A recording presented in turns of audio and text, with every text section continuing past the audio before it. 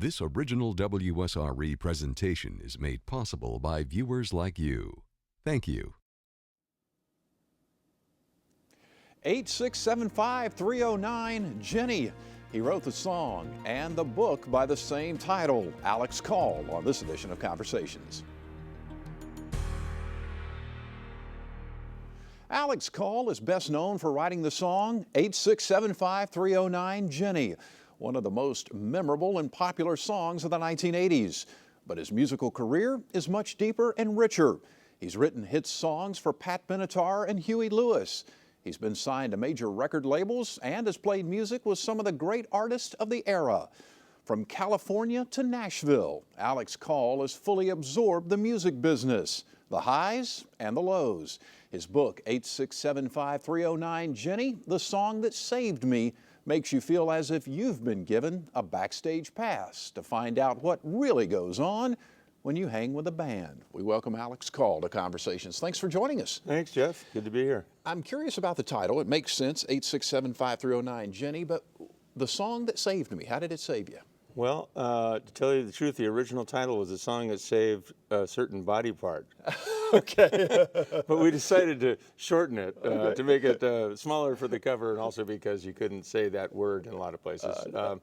You know, I wrote the song at a time in my career when I was really broke, and I had just become a new dad, and boy, it's kind of a long story, but I'd written a bunch of really cool songs. But I had all my musical gear stolen, and I decided to go to work for a contractor buddy of mine. I've never had a job in my life before or since. And it was while I was working for this guy digging ditches under a house with a trowel that 8675309 got on the radio and totally changed my life. So, how did you come up with the idea? Where did 8675309 come from? well, you know, it just came out of the air. I call it songwriting magic. You know, it's like the way I write songs is I just play and sing. And I was sitting underneath this plum tree in my backyard in Mill Valley, California, and I was going, you know, I'd like to have something like the Kinks or the Stones, you know, as I was going.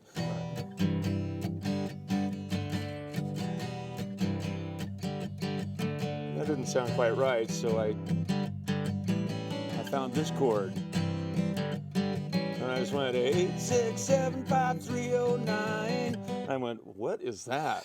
I had no idea. Okay, I had no idea why that came out of my mouth, but it did, and that's what I call songwriting magic. So, and the song progressed from there. A buddy of mine came by and said to my little studio, and he said, "Boy, it's a girl's number on a bathroom wall," and of course it was. Yeah, you know, yeah. The most non-commercial idea we could have had, and it ended up being a big hit.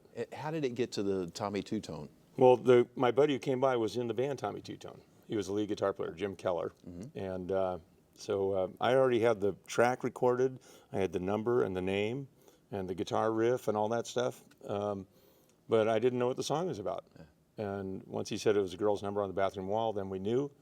And we wrote lyrics for about 20 minutes, recorded the thing, and we never thought it would be on a record or be a hit or anything like that. No. Well, how fast did it take before it just exploded? I mean, was this an overnight sensation scenario? Well, it was in a way that nobody thought the song would be even on the record to begin with. And when it was on the record company people said it wouldn't be a single. But in those days, radio stations used to play tracks from the albums. Right. You know, they actually had albums. Right. Now they look like frisbees, kind of. That's and, so, you know, they played this song, and people called into the stations and requested it more and more. And then, within a couple months, there was a high school in Paducah, Kentucky, that had the number. And they got 50,000 calls in a week. Wow. You know, where's Jenny? And is Jenny there? You know. Tell me, you were telling the story backstage, so I want you to share with the audience about the guy who was the disc jockey. Was it in New Jersey who got the number? Yeah, it was a couple of years ago. A young gent had a party DJ business, you know, like, you know, your backyard party DJ. Right. And he got the Vonage number. And then he had the bright idea. Now, people have tried to sell the number before, and it's been blocked by Verizon or whoever had it. Said, you can't sell our telephone number. But he decided to sell his DJ business with the number attached to it. So he got it in the newspapers, and the New York Times actually called me and did an interview, and they ran it in the Sunday national edition of the New York Times front section. And the next day, the DJ business went on eBay, and by Tuesday it was at $434,000. Wow. Now, unfortunately for the gentleman, the young gent, it was a 7-day auction. He ended up getting $187,000. Still not bad. He didn't send me a check, by the way. So. Let's back up. Let's go back to your early days. How did Yeah. you get started in music? You know, I grew up in a musical family out in just north of San Francisco in California. And my parents were involved in what's called a light opera company. They did Gilbert and Sullivan and things like that. And we had a house full of pianos. We had 3 grand pianos, and we always had people playing music. And even from a young age, it was known that I could sing a little bit. But I was really drawn to the early days of rock and roll. I graduated in high school in 1966, so you can guess my age. Okay. So when I was a little kid, I used to listen to the radio when I was asleep at night.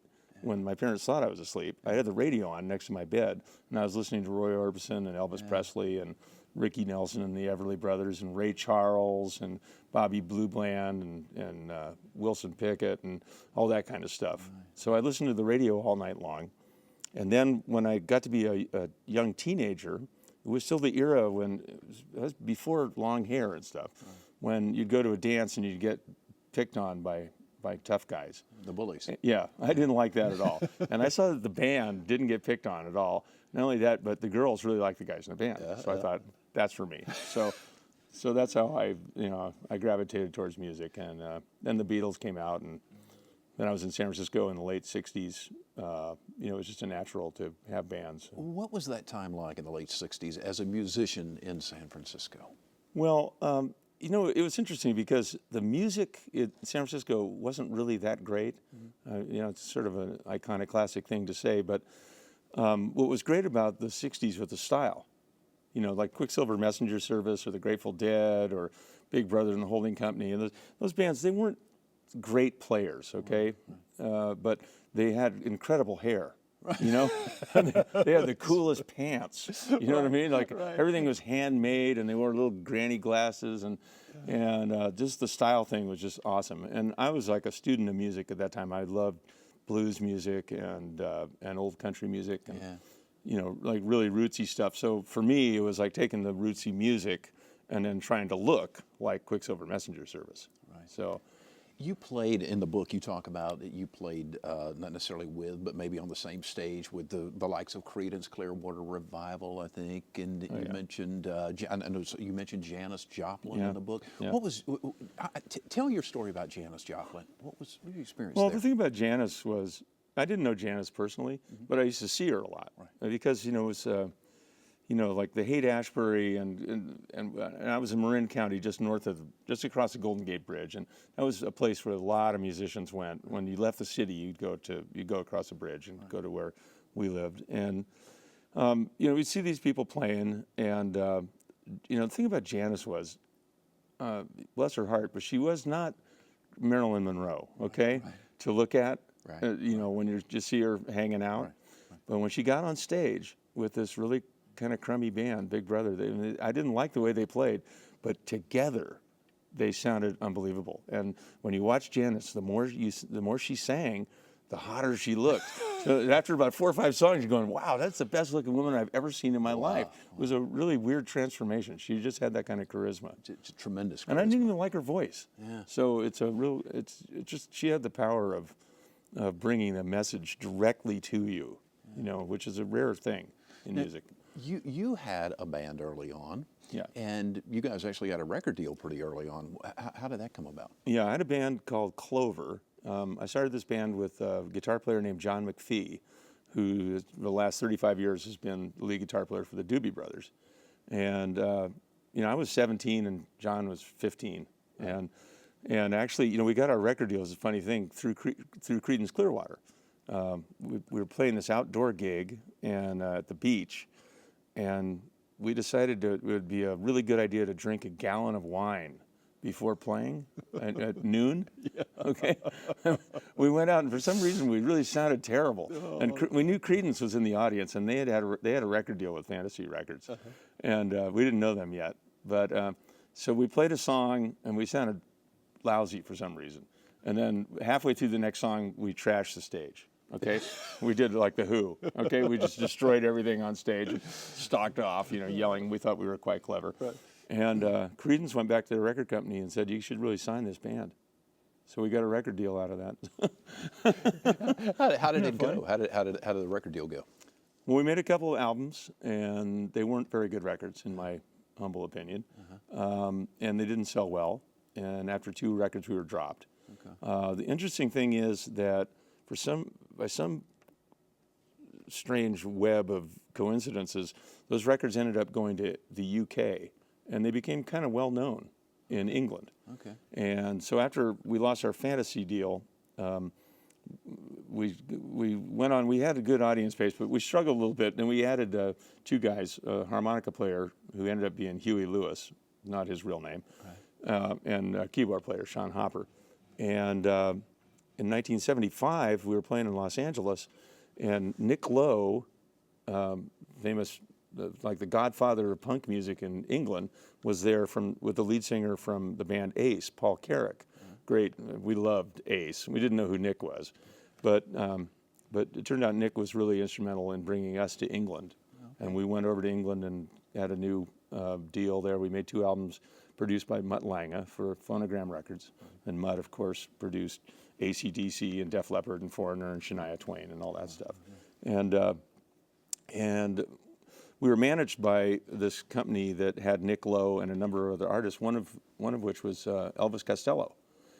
And they wanted to make some demos for Elvis, and so they used our band. They didn't use me and Huey because they didn't need a singer and a harmonica player, but they used our band, and they went in 3 sessions. They recorded the album My Aim Is True with Allison and Red Shoes and Less Than Zero and those. Wow. That was really an amazing time. Yeah, when I heard that, I was ready to quit. Yeah. It was so good. Wow. So. Speaking of Huey Lewis, you've written some songs for him. Yeah. How did that come about? Well, he needs my help. So. Huey and I go back to junior high. No kidding. And then after high school, he was kind of hanging out around the scene, but he joined the band in 1971, and as just a harmonica player. We didn't let him sing. Because we let him sing a couple blues songs. Okay. And he had to learn how to sing high. I don't know if he had an operation or I don't know what happened, but he learned to sing high later on and became really good. But Huey, when our band lost its deal in England in 1978, we came back to San Francisco and we broke up. And Huey decided to put a different kind of band together.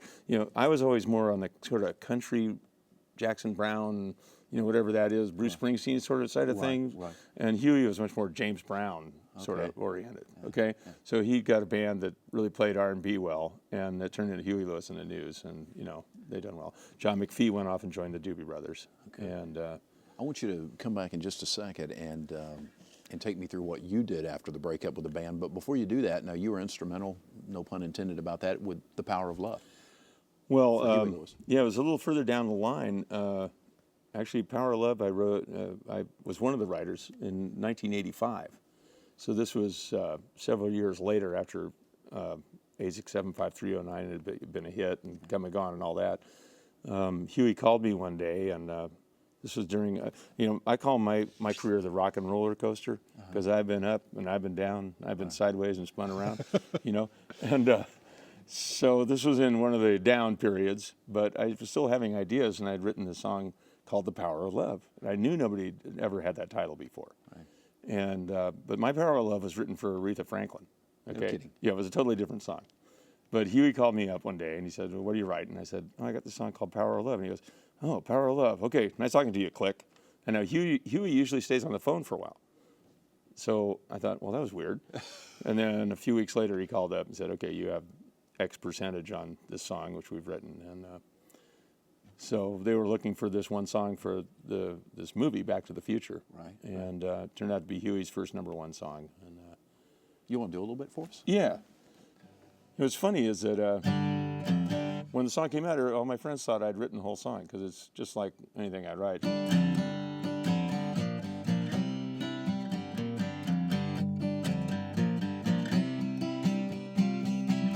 power of love is a curious thing. Make a one-man weep, make another man sing. Change a hawk to a little white dove. More than a feeling, that's the power of love. And it don't take money, don't take fame, don't need no credit card to ride this train. Strong and it's sudden, it can be cruel sometimes, but it might just save your life. That's the power of love. The power of love. Good job. Fun stuff, fun stuff. Yeah. Where do you get your inspiration for writing a song? Oh man, you know, I've always had it, even since I was a little kid. Yeah. And especially like, you know, I went to my first dance when I was 11 years old. And like I said, I was like the runty little kid who wore horn-rimmed glasses. Yeah. And the tough guys used to come up and punch me on the shoulder and say, "Call, give me a quarter." Yeah. You know, and I would give them a quarter because I didn't like to get punched. So, but, you know, I remember going to my first dance and I heard this band play the song Tequila, which just goes, Tequila. I thought, man, I bet I could do that. You know, and I went home and though we had a musical family, we only had one guitar and it only had the bottom two strings on it. Okay. So I went, Tequila. And so I just kept doing that, you know what I mean?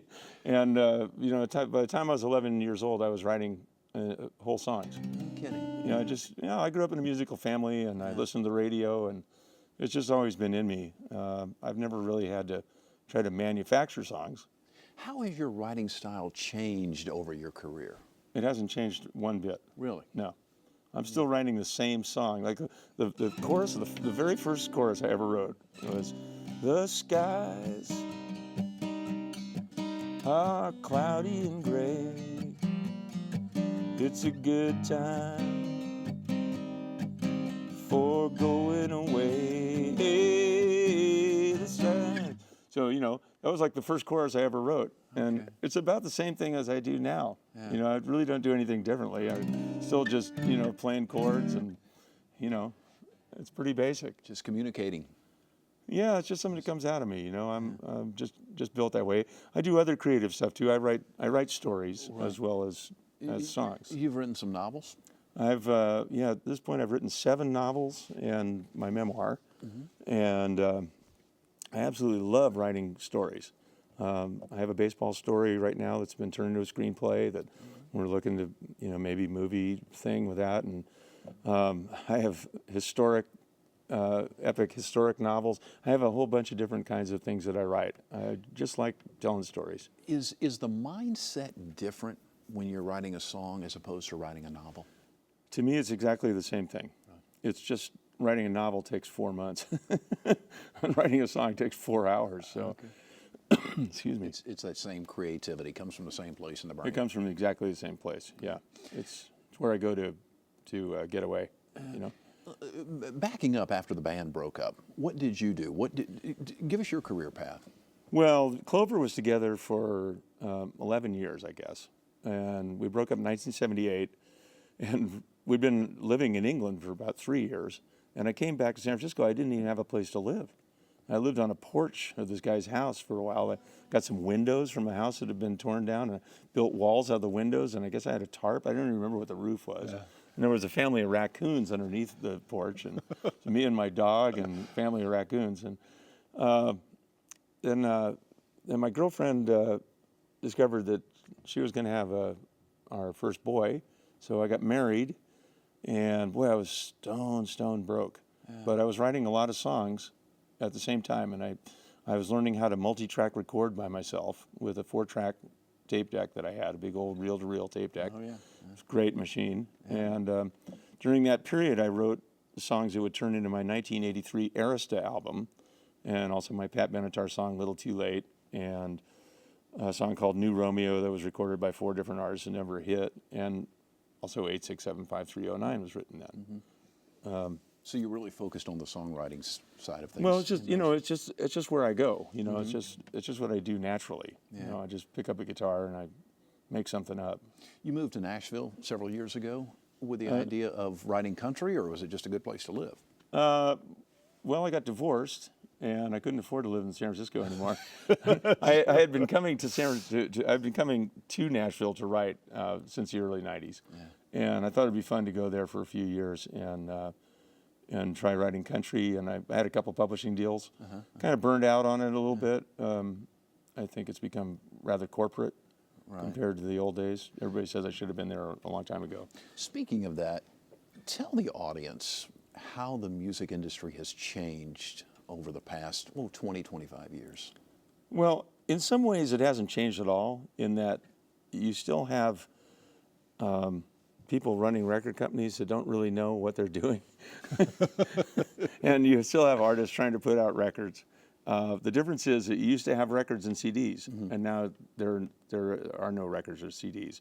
Now the record company people really don't know what they're doing, and the artists are more in control of their own destinies using social media and YouTube and Facebook and stuff and just playing out live, which is kind of good actually, especially for younger artists.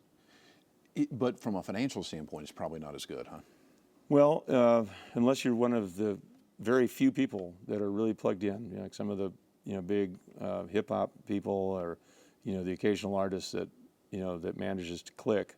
It's really tough to make a living. But it's always been tough. I remember, in 1971, the people saying, "Boy, it's so hard nowadays." 1982, man, it's so hard. It used to be easy. In the 1990s, oh, you should have seen it in the old days. So I think in some ways it stayed kind of the same. It's certainly difficult to make a living. The one thing that's changed is when I was a kid. In the late 60s, there were probably like 10 lead guitar players who were really good, okay? There's Jeff Beck and Eric Clapton, and, you could name a handful of Jimi Hendrix. By 1979, there were 100,000 guitar players who were that good.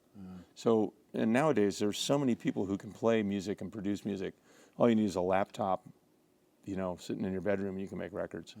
What do you think of the quality of music being produced today? I don't mean the technical quality, but as far as the writers and the performers, what do you think of them today?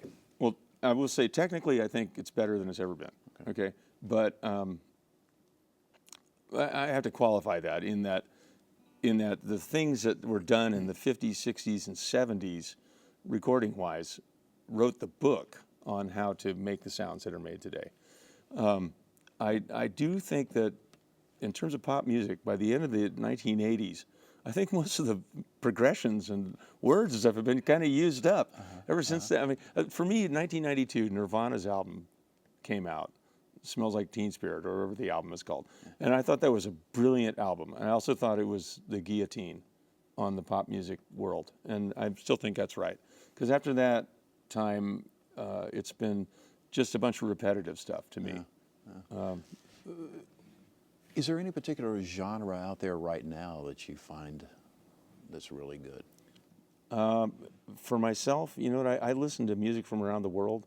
I'm more interested in, just because it's fresh, I listen to African music, and I listen to kind of world music. I'll just get on Napster or whatever and just cruise around, listen to stuff I've never heard before, because I hear so much calculation in American pop music.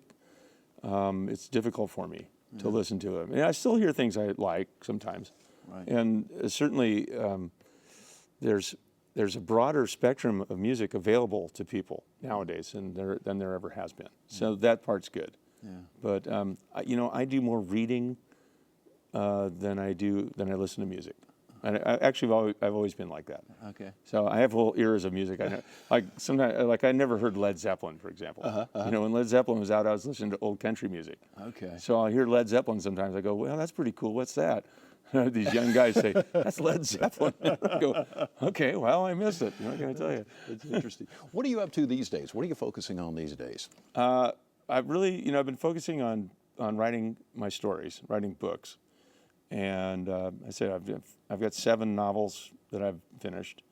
And nowadays with music, I still play a lot of music, But what I do is if I have an idea, I will try to write the song, record it, make a video, and get it on YouTube all in one day. Okay. So that's sort of what I do. It's like if you go to my YouTube site, the Alex 8675309, you can see a bunch of really insane songs that I've written. And you know, I steal images off the internet and I put these videos together. That's really fun. What kind of feedback do you get using that social approach? Limited, but at least it's interesting for me. Yeah. You know, Has it turned into more of just a fun thing now as opposed to trying to get a... Yeah, it's absolutely, I've given up trying to, you know, write music for the masses. Yeah. You know, I realized that over my career that the songs that I've had success with, by and large, have been ones that I was just having fun with. Yeah. Like 8675309 was never supposed to get on the radio. Right. A song I wrote for Huey Lewis called Perfect World, which is a #2 song, I never thought that would get on a record. In fact, Huey rejected the song. No kidding. And then when it came down to they were finishing an album, they didn't have a hit single, and Huey's manager walked in and heard me play it in a club, and I had a band with a horn section and everything at the time, and they just plucked it out of thin air and became a hit single. So for me, I just think, you know, it's having fun and exploring music is the best thing. Yeah. Just real quick, like in about 30 seconds, any advice for young writers or musicians?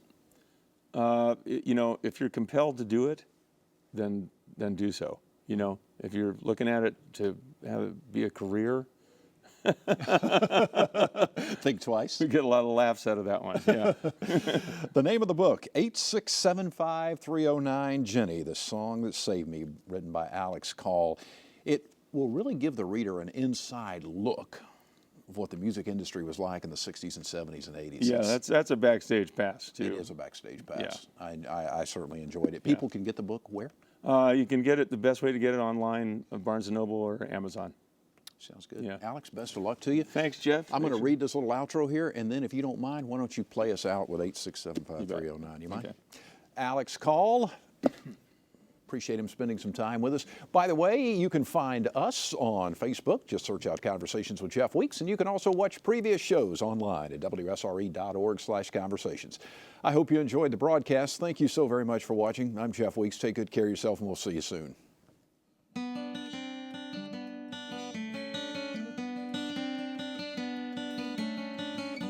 Jenny, Jenny, who can I turn to? You give me something I can hold on to. I know you think I'm like the others before. You saw your name and number up on the wall. Jenny, I got your number. I'm gonna make you mine. Jenny, don't change that number. 8675309.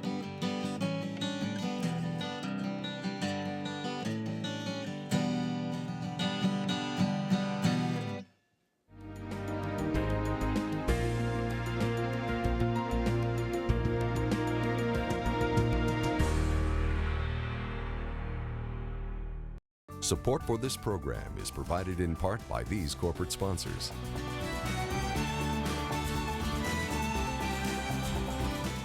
And by viewers like you.